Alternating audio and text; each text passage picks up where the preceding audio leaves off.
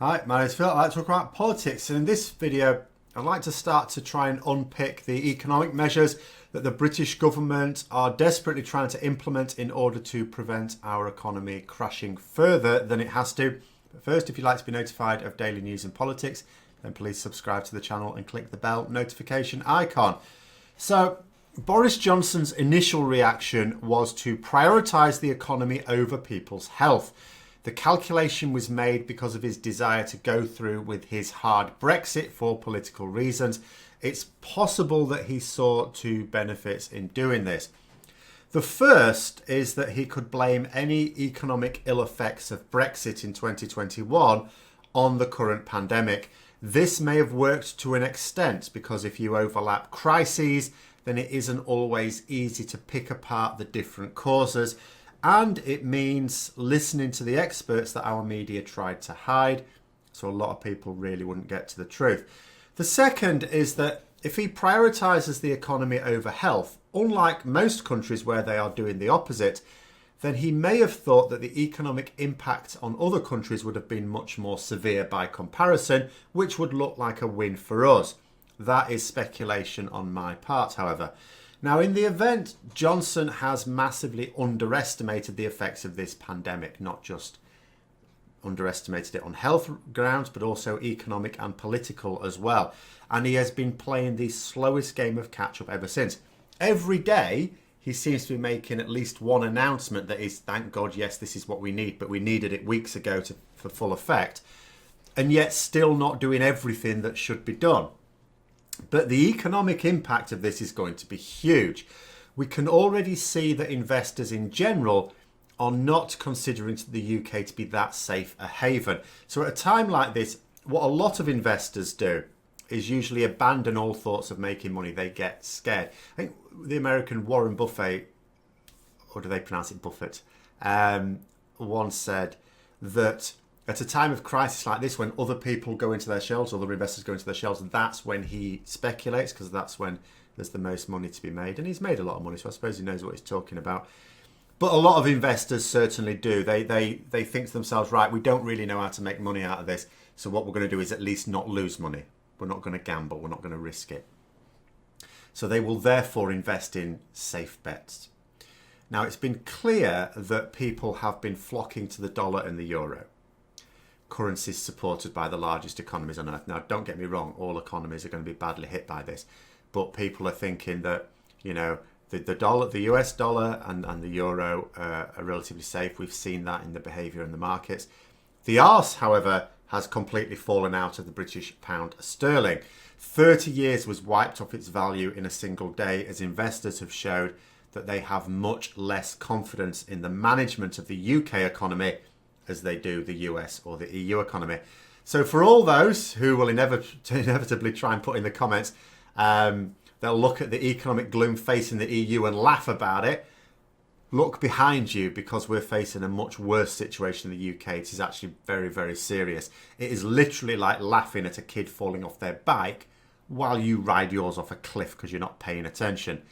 So what are the government trying to do to avert as much of this economic crisis as they can?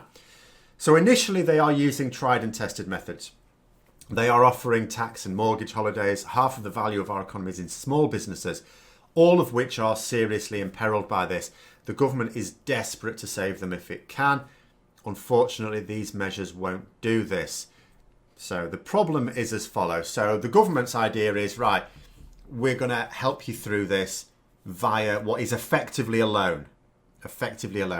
For which, when you look at the fine print, they have to stump up some security, their house, their business, whatever it is. They have to risk something.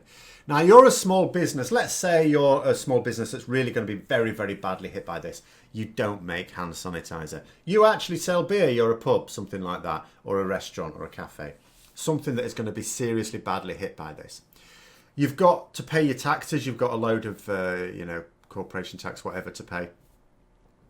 And you think to yourself, right, I'm losing almost all my custom. If not actually all my custom. I was reading about a small business, just a couple of ladies who run a business. For example, it's like a recruitment business for the hospitality trade. They have gone from making £140,000 a year, they say, to nothing at all. Like nothing, because obviously the hospitality industry, particularly the tourism industry they recruit for, is not hiring. They're much more likely to do the opposite. They're not hiring at all, so their business has gone nowhere. So there'll be businesses whose custom could actually literally drop to zero, and they're being asked to take out a loan. Now they'll be thinking to themselves, right, I don't know that this business can recover. So if I take out this loan and it doesn't help me get through it all, and I don't get to rebuild the business back up once this is all over, whenever that happens to be, then I'm just saddled with a load more debt. Whereas if I just call it quits now and just try to get a normal job or start another business or something like that, I have something, I can pay off what I owe, and I'm not putting myself in a position where I'm going to lose my house. That's the problem with the government's plan at the moment. A lot of these small businesses are not going to be able to take advantage of it because it's too big a risk. This is what has been put to the Prime Minister and he wasn't able to answer it. It's what other people have been trying to say as well. The government so far, again, are not really coming up with a solution for this. But in a way, I don't necessarily blame, I'm not an economist, I don't necessarily blame them for trying the existing tools, but they're not going to work. The issue is, as I say, they're trying to use these existing tools. The problem is unlike anything we've seen for nearly a century. I'm not an economist, as I say, but when you listen to people who are the independent expert economists discuss this incoming crisis, you get the feeling that at some point, something radical will need to be done. Think Roosevelt in the early 1940s. Now, I remember back to the 2008 crash, which looks like it's going to be dwarfed in comparison to what's coming. And there were a number of measures discussed then, because that was a very serious situation. A lot of people were discussing radical fiscal measures then. And I remember one that stuck in my head. And it was to overnight devalue the pound by half. Basically make, the pound worth half as much as it was, just overnight as a deliberate ploy. It sounds crazy, but actually it is for some, it'll be terrible for some, and it's not for others. So imagine it this way. So all of a sudden, everything doubles in prices in the shops, but the amount of money you get doubles as well. So whatever used to cost £1, so instead of £1 it's £2 land. Whatever used to cost £1 will now cost £2. If you were earning 30 grand a year, you're now earning 60 grand a year, because everything has gone, the value of the pound has gone down by half, so everything's gone up. The figures on the price tags and everything like that goes up. Now, that means, well, what's the difference then? I'm getting paid twice as much, but my outgoings are twice as much. It's all the same. It's not all the same. So let's say you've got some debt. Let's say you've got a mortgage. That mortgage, the value of that mortgage stays the same. So the actual, well, in terms of the number, which means the value of it is your mortgage is halved overnight. Any debts you have are automatically halved. And we were talking about this crisis having been caused by a debt bubble. It would be a way of instantly halving the value of everyone's debts. Now, the flip side of that is it also halves the value of everyone's savings. So if you were a saver, you were royally screwed by this. But that was one of the things that was being discussed. I don't know if it's being discussed by ministers, by the way, but it was being discussed by economists as a potential way to deal with the problem. They didn't obviously go with that. That didn't need as radical a solution as you might think.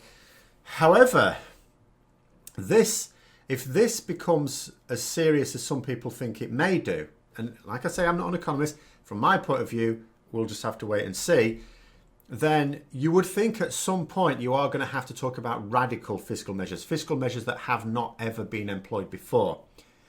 For example, the United States are already talking about this causing 20% unemployment. Now, the president has been quick to say, oh, no, that's worst case scenario. But where have we heard that before? We heard that before with Operation Yellowhammer. So I don't know the truth of the matter.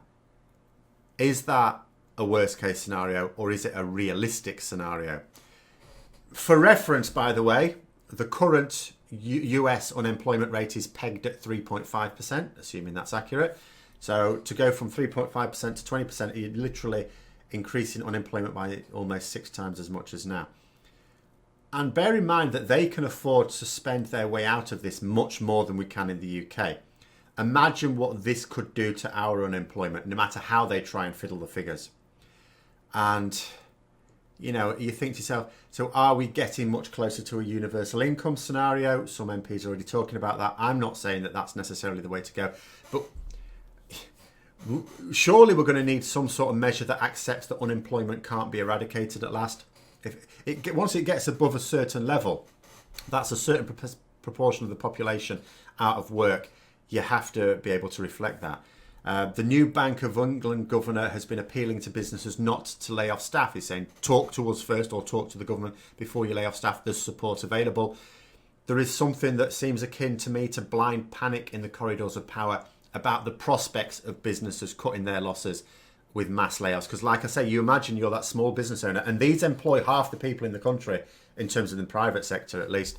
And, all it takes is for a lot of these businesses that are just owned by a person or a couple of people to just go, do you know what, this is really bad. With no confidence we can save the business, we just need to close it down. Scale that across the whole country, and you've got these prospects of mass layoffs at a time where general domestic family life is also being severely disrupted, and it's a crisis that could easily get out of control if people lose faith in the government's ability to manage the situation, where you're already going to be having people suffering mental illnesses as a result of this crisis. So that's just a little taste of the economic problems that face the government, as well as the health problems as well. Let me know what you think in the comments below. I hope you found the video interesting. If you did, don't forget to click the like button. And if you'd like to support the channel further, then please also click the Patreon link for details. And until next time, I'll see you later.